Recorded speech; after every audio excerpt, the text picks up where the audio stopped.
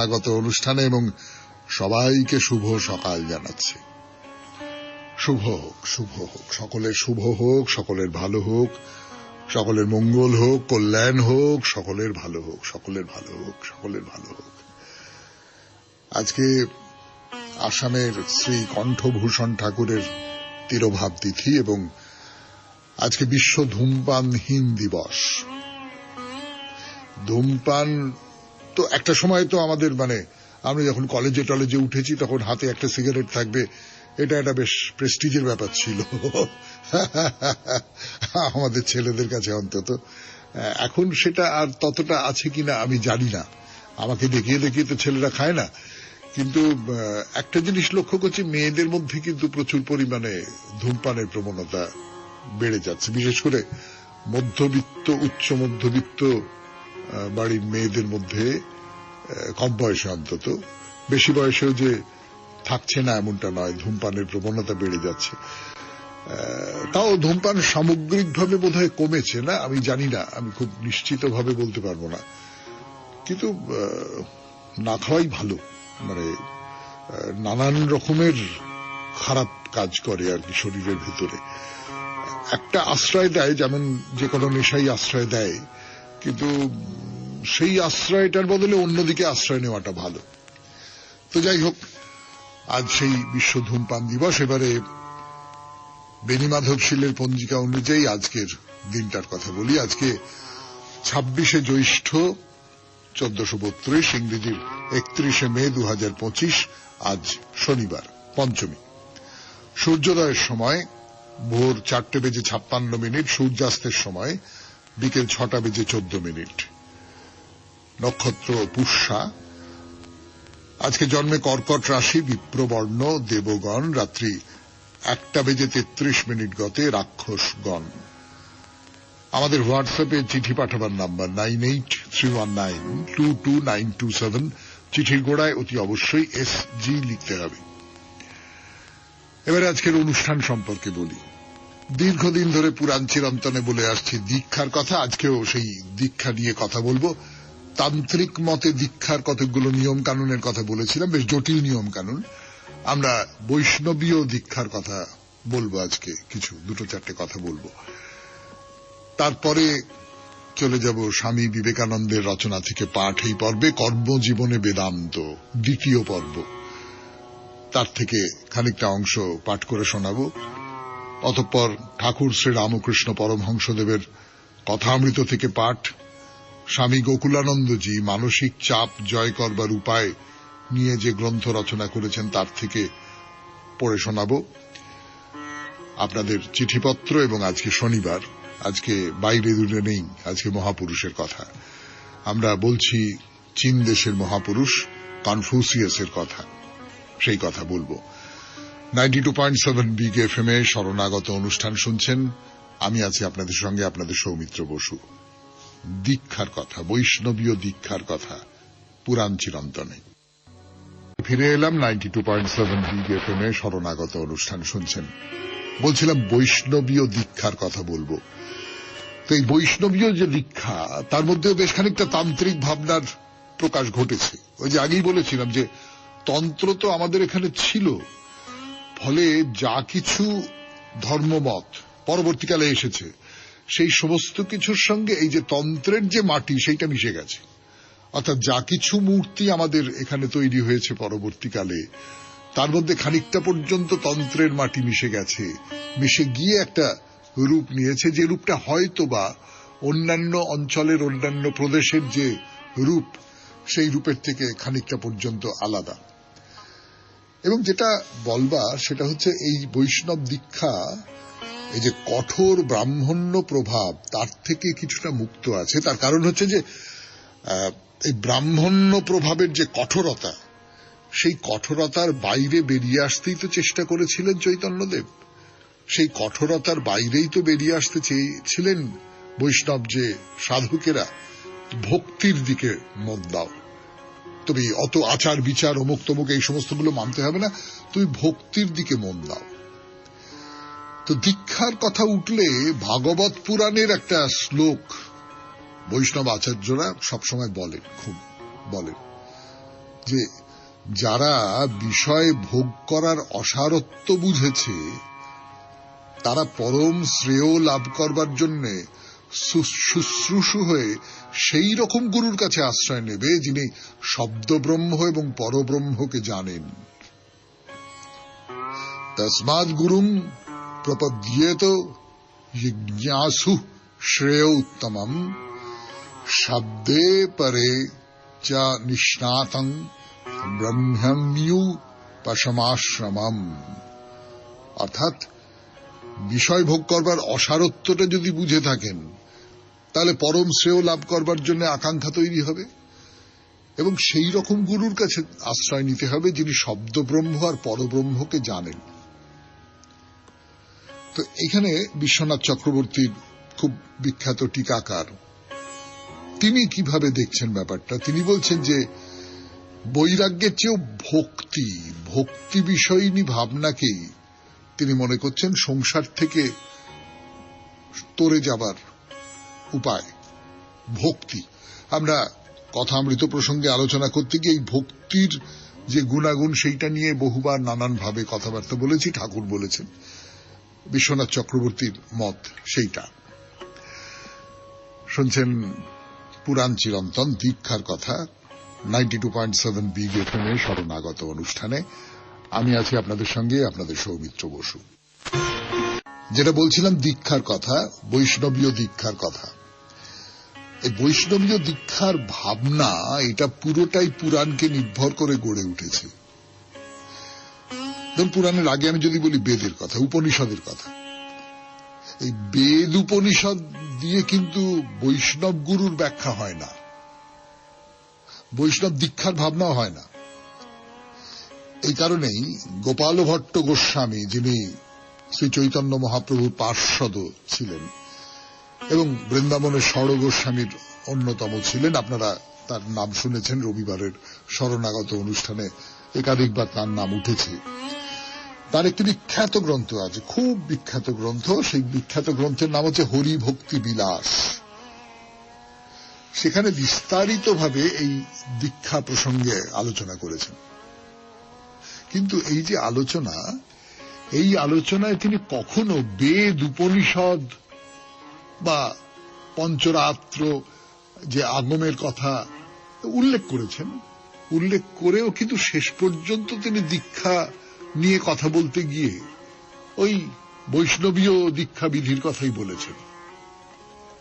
মানে হরিভক্তি বিলাসের কথা বলছিলাম আপনাদের, সেই হরিভক্তি বিলাসের সবচেয়ে বড় বৈশিষ্ট্য এটাই যে একেবারে গ্রন্থ যেখানে শুরু করছেন সেখানে গোপাল ভট্ট বলছেন যে তিনি কাশ্মীরের কেশব ভট্টের লেখা ক্রমদীপিকা গ্রন্থের অনুসরণে এই যে বৈষ্ণবীয় যে দীক্ষা বিধি সেইটা লিপিবদ্ধ করছেন। তাহলে কাশ্মীরের কেশব ভট্টের অনুসরণে যে বিধি তৈরি হচ্ছে, আমাদের বৈষ্ণবীয় দীক্ষার যে বিধি তৈরি হচ্ছে, অন্যদিকে আবার ক্রমদীপিকা গ্রন্থটা এইরকম, যেখানে কেশব কাশ্মীরের প্রথম আরম্ভেই ভগবান শ্রীকৃষ্ণের আরাধনা বিষয়ে আগম নিবন্ধ লিখেছেন বলে প্রতিজ্ঞা করেছেন। মানে যেটা বলা হচ্ছে যে কৃষ্ণ ভাবিতমতি গ্রন্থকার প্রথমেই জাতি বর্ণ স্ত্রী শূদ্র নির্বিশেষে গোপাল মন্ত্রে দীক্ষাদানের বিধি উচ্চারণ করছেন যে সর্বেষু বর্ণেষু তথা শ্রমেষু নারীষু নানাহ্বয় জন্মভেষু দাতা ফলনামভিবাঞ্ছিতানাং দ্রাগেব গোপাল মন্ত্র এষ। তো গোপাল মন্ত্র উচ্চারণ করা, এবং সেখানে কিন্তু কোন রকম ভাবে জাতি বর্ণ স্ত্রী শূদ্র এই সমস্ত যে বিভেদ, এইটা মানার কোনো ব্যাপার নেই। শুনলেন পুরাণ চিরন্তনে দীক্ষার কথা 92.7 বিগ এফএম এ শরণাগত অনুষ্ঠানে। এখন গানের পর স্বামী বিবেকানন্দের রচনা থেকে পাঠ, কর্মজীবনে ব্যতীত দ্বিতীয় পর্ব, যতটা পড়েছিলাম তার পর থেকে শুনছেন শরণাগত 92.7 বিগ এফএম এ। আমি আছি আপনাদের সঙ্গে, আপনাদের সৌমিত্র বসু। এবারে স্বামী বিবেকানন্দের রচনা থেকে পাঠ। আমরা দেখিয়াছি বেদের সংহিতা ভাগে অনন্ত স্বর্গের কথা আছে, যেমন মুসলমান খ্রিস্টানদের আছে। মুসলমানেরা আবার স্বর্গের অতিশয় স্থূল ধারণা করিয়া থাকেন। তাহারা বলেন স্বর্গে বাগান আছে, তাহার নিচে নদী প্রবাহিত হইতেছে। আরবের মরুতে জল একটি অতি বাঞ্ছনীয় পদার্থ, এজন্য মুসলমানেরা স্বর্গকে সর্বদাই জলপূর্ণ বলিয়া বর্ণনা করেন। আমার যেখানে জন্ম সেখানে বৎসরের মধ্যে 6 মাস জল।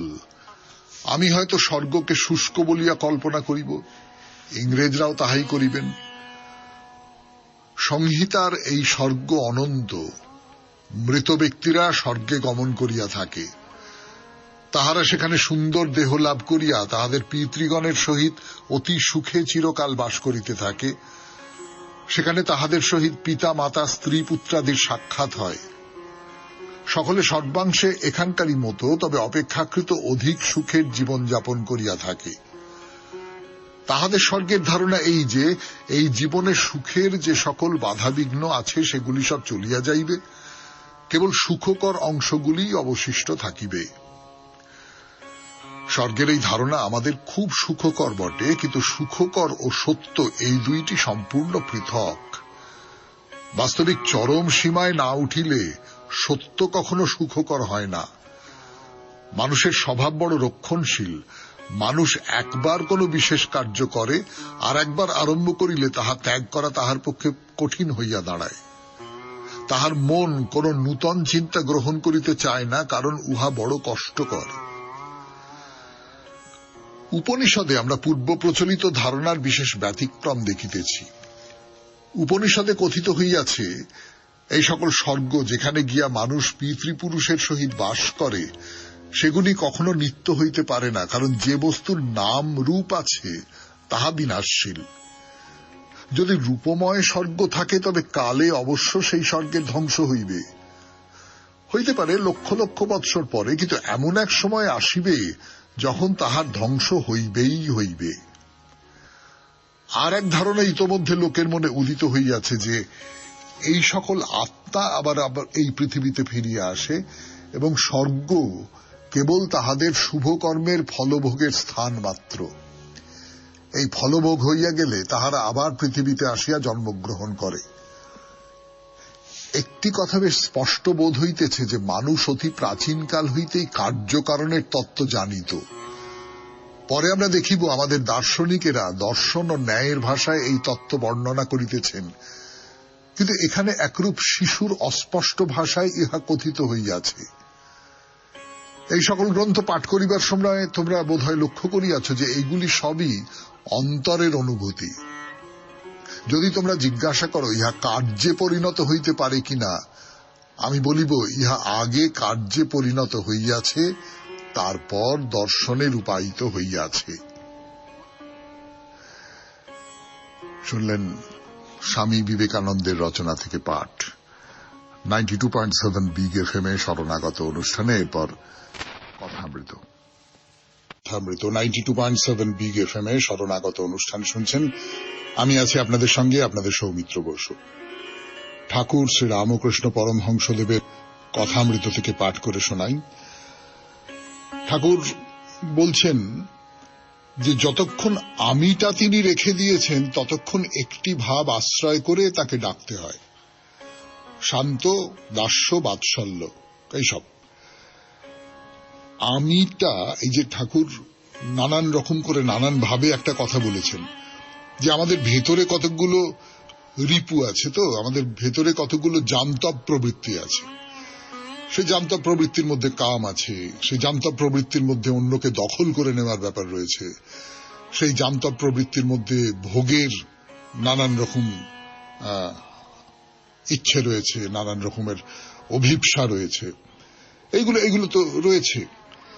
এইগুলোকে তুমি চাপা দিতে পারবে না, বা এইগুলোকে তুমি নষ্ট করে ফেলতে পারবে না। তাহলে এগুলোকে কি করবে তুমি এইগুলোকে কোন একটা ভালো পথে বইয়ে দাও। অর্থাৎ বন্যার জল এসে তোমার ক্ষেত একেবারে প্লাবিত করে দিয়েছে, তুমি যেটা করতে পারো সেটা হচ্ছে তুমি এদিকে একটা খাত কাটলে যাতে করে সেই জলটা নেমে ওই দিক দিয়ে বেরিয়ে চলে গেল, এইটা তুমি করতে পারো। তো ফলে এই সমস্তটা তুমি কতকগুলো এমন কতকগুলো ভাবের মধ্যে দিয়ে খাতটাকে বইয়ে দাও যে ভাবগুলো দিয়ে তুমি ঈশ্বরকে ডাকতে পারো। যেমন ধরা যাক শান্ত ভাব, যেমন ধরা যাক দাস্য ভাব, আমি তোমার দাস, সেটাই আমার অহংকার। আমি যদি অহংকারের কথা বলি, আমি যদি অধিকার বোধের কথা বলি, তাহলে আমি তোমার দাস, এটাই আমার অহংকার। দাস হিসেবে তোমার উপর আমার অধিকার আছে, এইটা আমার অধিকার, আমার গর্ব। বাৎসল্য, আমি তোমাকে সন্তান হিসেবে দেখি, তার ফলে তোমার উপর আমি নানান রকম কিছু করতে পারি, অধিকার ফলাতে পারি। এইটা তুমি করতে পারো। আমি দাসী ভাবে 1 বছর ছিলাম, ব্রহ্মময়ীর দাসী। মেয়েদের কাপড় ওড়না এইসব পরতাম, আবার নথ পরতাম। মেয়ের ভাবে থাকলে কাম জয় হয়, এবং এটা সত্যি, মানে এতটাই সত্যি। ঠাকুর পুজো দালানে এসে দাঁড়িয়েছেন, মথুরবাবু দেখছেন, দেখে বলছেন যে কি হলো, কে মেয়েটি? কাউকে জিজ্ঞেস করছেন যে ওই মেয়েটি কে হঠাৎ আমাদের পুজো দালানে? তখনকার দিনে একটা মেয়ে ঢুকে পড়লো পুজো দালানে, এটা তো হয় না। তো সে তখন বলল যে না, উনি তো ঠাকুর, মানে দেখে চেনা যাচ্ছে না, এই রকমটা। এতটাই তিনি দাসী ভাব নিয়েছেন, এতটাই তিনি নারী ভাব নিয়েছেন। তো বলছেন সেই আদ্যাশক্তির পূজা করতে হয়, তাকে প্রসন্ন করতে হয়। তিনি মেয়েদের রূপ ধরে রয়েছেন, তাই আমার মাতৃভাব। সমস্ত মায়ের মধ্যে আমি সেই আদ্যাশক্তিকে দেখতে পাই। শুনছেন কথামৃত থেকে পাঠ, 92.7 বিগ এফএম এ শরণাগত অনুষ্ঠানে। আরো পাঠ করব, ফিরে আসছে, একটু গান শুনি। 92.7 বিগ এফএম এ শরণাগত অনুষ্ঠান শুনছেন। ঠাকুর কি বলছেন? ঠাকুর বলছেন যে মেয়েদের প্রসন্ন করতে হয়, মেয়েরাই হচ্ছে আদ্যাশক্তি। মাতৃভাব অতি শুদ্ধ ভাব। তন্ত্রে বামাচারের কথাও আছে, কিন্তু সেটা ভালো নয়, পতন হয়। ভোগ রাখলেই ভয়। তন্ত্রে যে বামাচারের কথা আছে, সে আপনারা কেউ জানেন। আমার যে ঠিক কথামৃত নিয়ে কথা বলতে গিয়ে সেই বামাচারের কথা বলতে ইচ্ছেও করছে না। তার মধ্যে নানান রকম শারীরিক ভোগের জায়গা রয়েছে, কিন্তু তার অন্য দর্শন রয়েছে, অন্য আধ্যাত্মিকতা রয়েছে। ঠাকুর সেটা যে খুব পছন্দ করছেন এমনটা কিছুতেই বলতে পারবো না। পছন্দ করছেন না, তিনি বলছেন যে না, ওটা হবে না, পতন হবে। ভোগের কোনো একটা জায়গা থাকলেই ভয়। মাতৃভাবটা কিরকম? মাতৃভাব সম্পর্কে বলছেন যে ওটা যেন নির্জলা একাদশী, কোনো ভোগের গন্ধ নেই। আর আছে ফলমূল খেয়ে একাদশী, আর লুচি ছক্কা খেয়ে একাদশী। আমার হচ্ছে নির্জলা একাদশী। আমি ভোগের মধ্যেই নেই, আমি ভোগের ধারে পাশেই যাচ্ছি না। আমার একাদশী সেইটা। আর যে ফলমূল খেয়ে একাদশী, সে কিন্তু একটু একটু লোভের মধ্যে দিয়ে গেল, তার পদস্খলন হওয়ার সম্ভাবনা বেশি।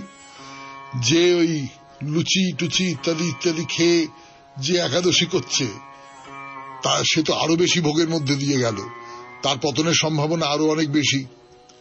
আমি সেসবের মধ্যে যাব না বাবা, আমি অত ঝুঁকির মধ্যে যাচ্ছি না। এইটি হলো আমার একাদশী। আমি মাতৃভাবে ষোড়শীর পূজা করেছিলাম। দেখলাম স্তন মাতৃস্তন, যোনি মাতৃযোনি।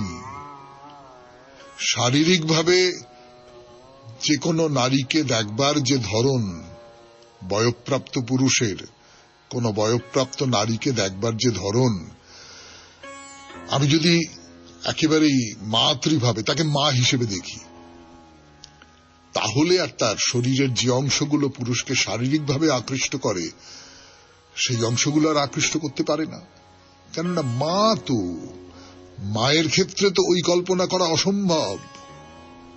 ফলে ঠাকুর যেটা বলছেন যে তুমি মা, আমি তোমার সন্তান, আমি সেই রকম করে তোমাকে দেখছি। এই রকম করে সাধনা করা, এই রকম করে সাধনা করা খুব ঠিক ঠিক কাজ। এই সাধনের শেষ কথা, তুমি মা, আমি তোমার ছেলে, এই শেষ কথা। এবারে বলছেন যে সন্ন্যাসীর নিয়ম কানুন সম্পর্কে এবং পাশাপাশি গৃহস্থের নিয়ম কানুন সম্পর্কে। এই কথা ঠাকুর আগেও বলেছেন, নানাভাবেই বলেছেন, কথামৃতের মধ্যেই আছে সেই সব কথা, কিন্তু আমরা বারবার করেই তার কথা বলতে চাই। সকালবেলা তার কথা শুনতে ভালো লাগে, তার কথা বলতে ভালো লাগে। ঠাকুর কি বলছেন? বলছেন সন্ন্যাসীর হচ্ছে নির্জলা একাদশী। সন্ন্যাসী কোন রকম ভোগের মধ্যে দিয়ে যাবে না। এই কদিন আগে একজন একটা চিঠি লিখেছিলেন, আমি আমার বিদ্যে বুদ্ধি সেটা যে ভয়ঙ্কর রকমের বেশি তা তো নয়, ভয়ঙ্কর রকমের কমই বলা যেতে পারে।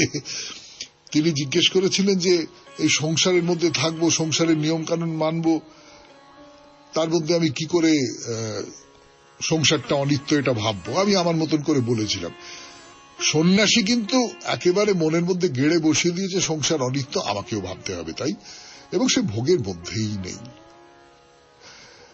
শুনলেন ঠাকুরের কথা, কথামৃত 92.7 বিগ এফএম এ শরণাগত অনুষ্ঠানে। এবারে গানের পরে স্বামী গোকুলানন্দের রচনা থেকে পাঠ, মানসিক চাপ জয় করার উপায়। যে পরিচ্ছেদে আমরা প্রবেশ করব আজকে, তার নাম মানসিক অবস্থা সম্পর্কে বিশ্বের মতামত। ফিরে আসছি, গান শুনে নি। স্বামী গোকুলানন্দের রচনা থেকে পাঠ। আমি আছি আপনাদের সঙ্গে, আপনাদের সৌমিত্র বসু। এর আগের দিন যে কথাগুলো হচ্ছিল, স্বামী গোকুলানন্দ খুব সত্যিকারের খুব ভালো পরামর্শ দিচ্ছিলেন। তো বলছেন ঠাকুর শ্রী রামকৃষ্ণ কি কথা বলছেন, মনটাকে শুদ্ধ করো বাবা, মনটাকে শুদ্ধ করলেই আত্মার স্বরূপ তুমি উপলব্ধি করতে পারবে। আর মনটাকে যদি অশুদ্ধ করো, তাহলে ওই আত্মা চিরকাল মেঘের মধ্যে ঢাকা থাকবে। এইবারে পরের পরিচ্ছেদ শুরু করছেন কিভাবে দেখি। আশাহীনতার ছায়ায় সমাচ্ছন্ন মানুষেরা প্রায়শই জগৎ সম্পর্কে এক অধিযন্ত্রবাদী মত পোষণ করেন। তারা ভাবেন ভাগ্যের অপ্রতিরোধ্য শক্তির হাত থেকে তাদের নিস্তার নেই। তারা ভাগ্যের হাতে প্রেরণক মাত্র, তাদের নিজেদের করার কিছু নেই। আশাহীনতায় ভোগেন বলে এদের বদ্ধমূল ধারণা জীবনে ভালো জিনিস খুব কমই আসে, এবং যদিও তা আসে দুঃসাধ্য পরিশ্রমের হাত ধরে।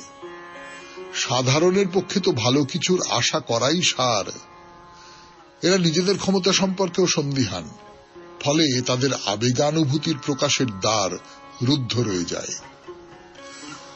আশাহীনতার বিভিন্ন ধাপ বা দশা আছে।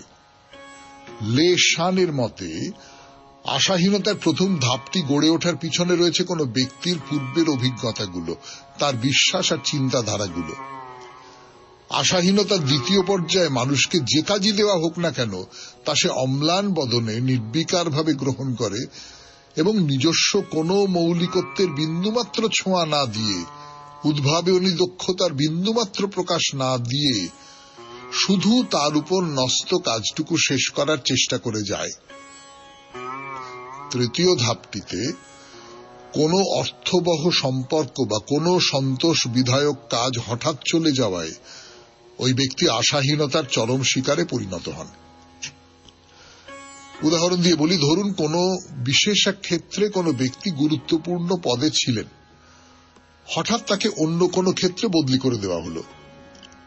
প্রথম কাজটা তার ভালোই লাগছিল, কিন্তু হঠাৎ কিছুদিন পরেই তার ভাবনা শুরু হলো এই নতুন কাজে তিনি ঠিকমতো সন্তুষ্টি পাচ্ছেন না, নতুন কাজটি তার আর ভালো লাগছে না। এই ভাবনাই কিন্তু ধীরে ধীরে তীব্র হতাশার আকার ধারণ করবে। লেশানের শ্রেণীবিন্যাস অনুযায়ী এই আলোচ্য ভদ্রলোক আশাহীনতার তৃতীয় দশার অন্তর্ভুক্ত বলে পরিগণিত হবেন। নিজেদের সম্পর্কে এবং জগৎ সম্পর্কে এদের ভাবনাগুলো হয়ে দাঁড়ায় তীব্র নৈরাশ্যমূলক। তারা বিশ্বাস করেন, এক, তাদের চারপাশে থাকা ব্যক্তি এবং বস্তুরা তাদের কোনো উপকারেই লাগবে না। দুই, কোনো উন্নতি বা পরিবর্তনের কোনো সম্ভাবনা তাদের জন্য অপেক্ষা করে নেই। তারা দৃঢ়ভাবে বিশ্বাস করেন যে সবকিছুই তাদের পক্ষে প্রতিকূল হয়েই থাকবে, উজ্জ্বল কোনো সম্ভাবনা তাদের কখনোই স্বাগত জানাবে না। 3, তারা ভাবেন তাদের যদি অন্য কোনো কাজও দেওয়া হয় তাদের একাকিত্ব কোনো কিছুতেই ঘুচবে না। শুনলেন স্বামী গোকুলানন্দের রচনা থেকে পাঠ। 92.7 বিগ এফএম এ শরণাগত অনুষ্ঠান শুনছেন। এখন আপনাদের চিঠিপত্র। ফিরে আসছি গানের পর। এলাম 92.7 বিগ এফএম এ শরণাগত অনুষ্ঠান শুনছেন। আজকের চিঠিটি খুব ভালো চিঠি, খুব ভালো, খুব খুব প্রেরণাদায়ক চিঠি যাকে বলে। চণ্ডী ভট্টাচার্য লিখেছেন বালি, হাওড়া থেকে। পড়ি সেই চিঠি। মাননীয় সৌমিত্রবাবু, আপনি এ সপ্তাহের চিঠি লেখার বিষয়বস্তু অসাধারণ। আমরা কয়েকজন অবসরপ্রাপ্ত ব্যক্তি বিকেলে পুকুরের পাড়ে বসে গল্পগুজব করি। আমরা ঠিক করেছি সকলে প্রত্যেক মাসে কিছু টাকা জমা করব। হয়তো বেশি টাকা আমরা জমা করতে পারবো না, কারণ প্রত্যেকের পেনশন খুব বেশি না। এইভাবে যে টাকা জমা হবে সেই টাকা দিয়ে আমাদের এলাকার গরিব ছেলে মেয়েদের পুজোর সময় নতুন জামা কাপড় কিনে দেব। এছাড়াও সম্ভব হলে শীতের বস্ত্র কিনে দেওয়ার ইচ্ছে আছে। জানি না কতটা সফল হতে পারব। এছাড়াও আমাদের ইচ্ছে আছে এই সমস্ত গরিব বাচ্চাদের চিড়িয়াখানা, মিউজিয়াম, বিড়লা তারামণ্ডল, Birla industrial and technological museum দেখাতে নিয়ে যাব। আরো অনেক ইচ্ছে আছে, কতটা সফল হতে পারবো জানি না, কারণ বয়স এখানে মস্ত বড় বাধা। তবে মানসিক দৃঢ়তা নিয়ে এগিয়ে যাব। আপনার অনবদ্য উপস্থাপনায় শরণাগত ক্রমশ সুন্দর থেকে সুন্দরতর হয়ে উঠুক এই প্রার্থনা জানিয়ে এবং আপনার সুস্থ ও দীর্ঘ জীবন কামনা করে শেষ করছি। চণ্ডী ভট্টাচার্য, বালি, হাওড়া। আচ্ছা, এমন করে কজন ভাবতে পারে বলুন তো? আমরা কজন ভাবতে পারি এই যে কয়েকজন বয়স্ক মানুষ তারা একসঙ্গে বসে গল্প করেন, তারপর তাদের মনে হয়েছে যে পেনশনের টাকা তো পাই, কিছু কিছু টাকা তার থেকে সরিয়ে রাখি, সংসারের কাজে লাগে, কিন্তু তা সত্ত্বেও কিছু সরিয়ে রেখে এই কাজগুলো করি। এই যে ভাবনাটা, এটা খুব সাংঘাতিক বড় কাজ নয়। এই যে চারপাশ জুড়ে যে ভয়ঙ্কর একটা অভাবের আগুন, সব দিক থেকে অভাব, আমি কেবলমাত্র খাবার অভাবের কথা বলছি না, সেখানে এটা জলের ছিটে মাত্র। কিন্তু আবার উল্টো দিকে এটাও তো মনে রাখতে হবে যে মানুষ, স্বতন্ত্র মানুষ, ইন্ডিভিজুয়াল মানুষ, তারা কি করতে পারে? আপনারা কজন, 5 জন 10 জন বয়স্ক মানুষ, এর চেয়ে বেশি আর কি করতে পারেন? শরীর খুব ভালো থাকবে। দেখবেন বাচ্চাদের আপনি চিড়িয়াখানা নিয়ে যান, মিউজিয়ামে নিয়ে যান, বিড়লা মিউজিয়ামে নিয়ে যান, এই সমস্ত জায়গায় নিয়ে যান, তাদের সাহায্য করুন, খুব ভালো থাকবে শরীর, খুব ভালো থাকবে মন, এইটুকু বলতে পারি। এবারে মহাপুরুষের কথা। 92.7 বিগ এফএম এ শরণাগত অনুষ্ঠান শুনছেন। আমি আছি আপনাদের সঙ্গে, আপনাদের সৌমিত্র বসু। ফিরে আসছি কনফুসিয়াসকে নিয়ে। আজকে মহাপুরুষের কথা 92.7 বিগ এফএম এ শরণাগত অনুষ্ঠানে। মহাপুরুষের কথায় আমরা বলছি চীনা মহাপুরুষ, চীনা ভাবুক, চীনা বিদগ্ধজন, প্রাজ্ঞজন, যিনি দিশা দেখিয়েছেন বহু মানুষকে, সেই কনফুসিয়াসের কথা। কনফুসিয়াসের জীবনের নানান কথা বলতে বলতে বলতে বলতে আমরা এসে পৌঁছেছি যে কনফুসিয়াসের যে ধরনটা ছিল, তিনি যে কোনো পুঁথি পেলে, যে কোনো বই পেলে, ওই এক একজন মানুষের একটা ধরন থাকে না, যে আগে তো খবরের কাগজে ঠোঙা খুব পাওয়া যেত, তো খবরের কাগজে ঠোঙাটাই পড়ে ফেললেন, পড়ে শেষ করে ফেললেন, এইরকম সব ছিল তো একটা সময়। তো সেই রকম আর কি, যেখানে যেখানে যা কিছু জ্ঞান অর্জন করতে পারবো, যেখান থেকে যা কিছু পাবো, সেই সমস্তটা আত্মসাৎ করে নেব। বড় বড় মানুষ যারা, তাদের ধরন এইটা। এই যে আপনি দেখুন, শ্রীরামকৃষ্ণ পরমহংসদেবের কথা বলছি আমরা তো কথামৃতে, তো সেইখানেও কিন্তু ঠাকুর দেখুন যে আমাদের এই যে প্রতিদিনের জীবনের যা কিছু ঘটনা, যা কিছু উদাহরণ, সেই সমস্তকে আত্মসাৎ করে তাকে একটা ধর্মীয় চেহারা দিয়ে দিচ্ছেন, তাকে একটা ঈশ্বরীয় চেহারা দিয়ে দিচ্ছেন। সোক্রাতেস, যাকে সক্রেটিস বলে জানি আমরা, সেই সোক্রাতেস বলতেন যে আমার আমার জ্ঞানার্জনের জায়গাটা হচ্ছে গ্রিসের রাস্তা। সেই রাস্তা থেকেই আমি মানুষজনকে দেখি, তাদের আচার ব্যবহার দেখি, তাদের সঙ্গে কথা বলি, তার ভেতর দিয়ে আমি আমার জ্ঞান অর্জন করি। তা কনফুসিয়াসও এরকম সমস্ত তার সত্তা দিয়ে তিনি এই জ্ঞান অর্জন করছেন। তো এই যে জ্ঞান, এই যে প্রজ্ঞা, তার জ্ঞান মানে কেবলমাত্র জানলেই তো হলো না, তার একটা বিকিরণ তো দরকার। সেই বিকিরণটা যেখানেই যেতেন, একেবারে সাধারণ প্রজা থেকে আরম্ভ করে ডিউক রাজারাও মাথা নিচু করে তার কথা শুনতেন, তাকে মান্য করতেন। তো তিনি তাদের উপদেশ দিচ্ছেন, জ্ঞান অর্জন করো, জ্ঞান অর্জন করো। তুমি যত বেশি জানবে তত বেশি করে তোমার মন পরিমার্জিত হবে। তুমি যত বেশি করে জানবে তত বেশি করে তোমার মন প্রতিদিনের তুচ্ছতা থেকে ওপরে চলে যেতে পারবে, সমস্ত রকম সংকীর্ণতার গণ্ডি অতিক্রম করতে পারবে। আর সেইটা যখন হবে তখন তুমি মানুষ হিসেবে বড় হয়ে উঠতে পারবে, তুমি মহৎ হয়ে উঠতে পারবে। আর সত্যিকারের মহৎ জীবন বলতে যেটা বোঝায়, সেইটাই জীবনকে নিয়ন্ত্রণ করতে পারে। তো কনফুসিয়াসকে হয়তো কেউ প্রশ্ন করলো যে মহত্ব, আপনি তো বলছেন মহৎ জীবন, মহত্বর নিদর্শন কি? আপনি একটা উদাহরণ দিন। মহত্ব ব্যাপারটা কি? আমি একজন মানুষের মধ্যে কি থাকলে আমি বুঝবো যে সে মহৎ? কনফুসিয়াস দুটো কথা বলছেন। তার মধ্যে দয়া থাকতে হবে। দয়া অর্থাৎ অন্য মানুষকে অনুভব করা এবং সেই অনুভবের মধ্যে দিয়ে সেই মানুষটার দিকে হাত বাড়িয়ে দেওয়া। এ তো আমাদের কথাও, এ তো নিশ্চয়ই আমাদের স্বামী বিবেকানন্দের কথাও তো বটে।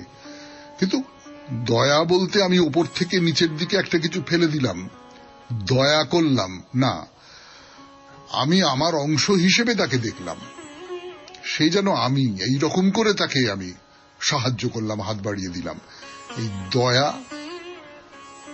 আর আরেকটা হচ্ছে ত্যাগ। তুমি কি নিজের যা কিছু আছে কতটা পর্যন্ত ত্যাগ করতে পারো? তুমি কতটা পর্যন্ত পারো? পৃথিবীর সমস্ত মানুষই একই ঈশ্বরের সন্তান। অন্যের প্রতি যখন মানুষের দয়া আর ভালোবাসা জাগ্রত হবে, তখন সে হবে যথার্থ অর্থে মহৎ মানুষ। এবং সেই মহৎ মানুষ যখন হবে তুমি, তখন তোমার উপরে ঈশ্বরের আশীর্বাদ পড়বে। এগুলো আমাদের খুব চেনা কথা। এই কথাগুলোই সেই সুদূর চীনে বসে কনফুসিয়াস বলছেন যে মানুষ টাকা পয়সার ব্যাপারে খুব লোলুপ, সে কখনো বড় হতে পারে না। সে সবসময় নিজেকে ঈশ্বরের কাছ থেকে দূরে সরিয়ে রাখে। শুনছেন কনফুসিয়াসের কথা 92.7 বিগ FM এ শরণাগত অনুষ্ঠানে মহাপুরুষের কথা এই পর্বে। আরো কথা বলবার জন্য ফিরে আসছি, একটু গান শুনে নি।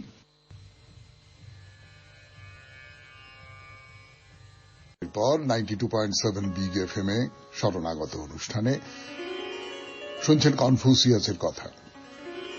তো কনফুসিয়াসকে একজন শিষ্য জিজ্ঞেস করছেন যে, আচ্ছা, আমাদের যে সমাজ জীবন, সেখানে মহৎ মানুষের মাঝে মাঝে আবির্ভাব হয়তো, তো এই যে মহৎ মানুষ, এর সঙ্গে সাধারণ মানুষের তফাৎটা কি? কি তফাৎ? আমরা তো দেখি অনেক তফাৎ। কনফুসিয়াস কি উত্তর দিচ্ছেন, একজন শ্রেষ্ঠ মানুষ, মহৎ মানুষ তার চারপাশে যা কিছু আছে সবকিছুকে উপলব্ধি করতে চেষ্টা করে। খুব দামি কথা। দেখুন, চারপাশে যা কিছু আছে তাকে উপলব্ধি করতে চেষ্টা করে। আমি আপনি করি না, কিন্তু অনেক কিছুকে বাদ দিয়ে দিই, অনেক কিছুকে ব্যাট তুলে ছেড়ে দিই, অনেকগুলো বল। কিন্তু সাধারণ মানুষ কোনো কিছুর প্রতি গভীরভাবে চিন্তা করে না। শ্রেষ্ঠ মানুষেরা মনে করেন ঈশ্বরের ইচ্ছা অনুযায়ী সবকিছু চালিত হয়, কিন্তু সাধারণ মানুষ তা না করে ভাগ্যের হাতে নিজেকে সঁপে দেয়। এর তফাৎটা বুঝতে হবে।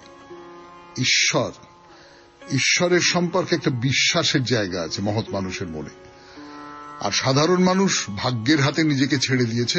ওই স্বামী গোকুলানন্দ যেরকম বলছেন আশাহীন মানুষের কথা, সেই রকম করে ছেড়ে দিয়েছে। আমার কিছু করবার নেই, যা কপালে আছে তাই হবে। আর কি বলছেন কনফুসিয়াস? বলছেন শ্রেষ্ঠ মানুষ সবসময় নিজের ত্রুটি বিচ্যুতিকে বড় করে দেখে। এই নিজের যে ত্রুটি বিচ্যুতি আছে সেগুলোকে যতটা সম্ভব দূর করে জীবনকে আরো আরো বড় জায়গায় নিয়ে যাওয়া, এইটাই হচ্ছে তার লক্ষ্য। কিন্তু সাধারণ মানুষ সবসময় অন্যের ত্রুটি বিচ্যুতিকে বড় করে দেখে আর নিজেকে মনে করে আমার কোনো দোষ নেই। এই আমাদের মধ্যে আছে না? কোনো একটা কিছু বিপদ আপদ হলো, কোনো একটা কিছু সাংঘাতিক ব্যাপার হলো, সবসময় আমাদের প্রবণতাটাই থাকে না না আমি কি করব, ও তো এইরকম করলো, উনি তো এইটা, এইসব হয়তো। যাই হোক, ঘটনার কথা বলি, গল্পের কথা বলি। সেই সময় কনফুসিয়াস চেন বলে একটা রাজ্যে ছিলেন। চেন, সেই সময় চীনের বেশিরভাগ জায়গা খুব বিশৃঙ্খল অবস্থা। চেন রাজ্যেও খুব খারাপ অবস্থা, অরাজকতা, শত্রু সৈন্য সীমান্ত অঞ্চলে জড়ো হয়েছে। তা কনফুসিয়াস তার শিষ্যদের বললেন যে চলো এই দেশ ত্যাগ করে আমরা অন্য কোনো দেশে চলে যাই। তো পরদিনই তারা সবাই মিলে রওনা হলেন। কিছুদূর গিয়ে একটা নদীর ধারে এসে পৌঁছেছেন। নদীতে কোনো শাঁকও নেই, খেয়াপাড়ামারের মাঝিও নেই, কি করে পার হওয়া যাবে? তো হঠাৎ কনফুসিয়াসের চোখে পড়ল দূরে একজন সাধু বসে বসে মাটি খুঁড়ছে। তো কনফুসিয়াস একজন শিষ্যকে বললেন যে যাও তো, তুমি গিয়ে সাধুকে জিজ্ঞেস করো নদী পার হওয়ার কোন উপায় তিনি বলে দিতে পারেন কিনা। তো কনফুসিয়াসের শিষ্য গিয়ে সাধুকে নদী পার হওয়ার উপায়ের কথা জিজ্ঞেস করতে সাধু চুপ করে রইলেন। তারপর বললেন তোমরা কোথায় চলেছ? তো শিষ্য বলল সমস্ত রাজ্য জুড়ে বিশৃঙ্খল অবস্থা, তাই আমরা এই রাজ্য ছেড়ে অন্য জায়গায় চলে যাচ্ছি। তা সাধু জিজ্ঞেস করলো তোমাদের সঙ্গে কে আছে? সঙ্গে কনফুসিয়াস আছে। তাকে সবাই মাস্টার কুং বলে ডাকতো, যাই হোক আমরা কনফুসিয়াসই বলি। তো সাধু বললেন যে দেশ এখন বিপর্যয়ের মধ্যে দিয়ে যাচ্ছে, মানুষ দুঃখের সমুদ্রে ভাসছে। এই রকম একটা অবস্থায় তোমার গুরু এই দেশ ছেড়ে পালিয়ে যাচ্ছেন, আর তুমি সেই গুরুর সঙ্গে সঙ্গে দেশ ছেড়ে পালিয়ে যাচ্ছ। তো শিষ্য গিয়ে কনফুসিয়াসকে সাধুর কথা বলেছে। তা কনফুসিয়াস বললেন ঠিক, সাধু ঠিক বলেছে। আমরা তো মানব সমাজে বাস করি, মানুষের সমস্যা দেখে যদি পালিয়ে যাই তাহলে কি করে মানুষ হয়ে উঠব? না না, চারপাশে যা কিছু হচ্ছে তাকে পাল্টাতে হবে, পালালে হবে না বলে আবার চেন রাজ্যে কনফুসিয়াস ফিরে এলেন। শেষ করলাম মহাপুরুষের কথা, কনফুসিয়াসের কথা, শেষ করলাম আজকের শরণাগত। আমাদের হোয়াটসঅ্যাপে চিঠি পাঠাবার নাম্বার 9831922927। চিঠির গোড়ায় অতি অবশ্যই SG লিখতে হবে। আর কি, সবাই ভালো থাকবেন, আনন্দে থাকবেন। নমস্কার। গত অনুষ্ঠানে এবং সবাইকে শুভ সকাল জানাচ্ছি। শুভ হোক, শুভ হোক, সকলের শুভ হোক, সকলের ভালো হোক, সকলের মঙ্গল হোক, কল্যাণ হোক, সকলের ভালো হোক, সকলের ভালো হোক, সকলের ভালো হোক। আজকে আসামের শ্রী কণ্ঠভূষণ ঠাকুরের তিরোভাব তিথি এবং